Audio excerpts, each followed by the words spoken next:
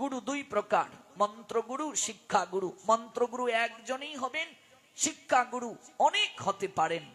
ভাগবতে আছে অবধূতের 24 জন শিক্ষাগুরু ছিলেন, তন্মধ্যে একজন পতিতাও শিক্ষাগুরু ছিলেন।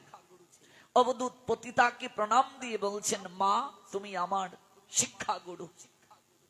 পতিতা বলছেন, ছি ছি, এ কি কথা বলছো বাবা?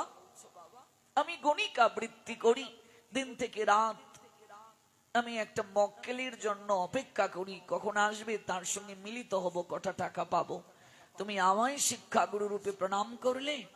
অবধূত বলছেন, মা তুমি সকাল থেকে সন্ধ্যা পর্যন্ত অপেক্ষা করো, একটা লোক আসবে, তুমি তার সঙ্গে রতি ক্রীড়া করবে, কটা টাকা পাবে, তুমি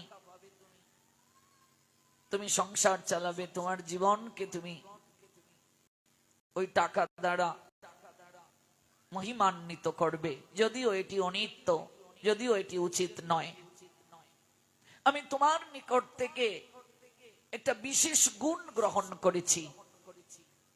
আমি যদি তোমার মতো এমন করে আমার গোবিন্দের জন্য অপেক্ষা করতে পারতাম।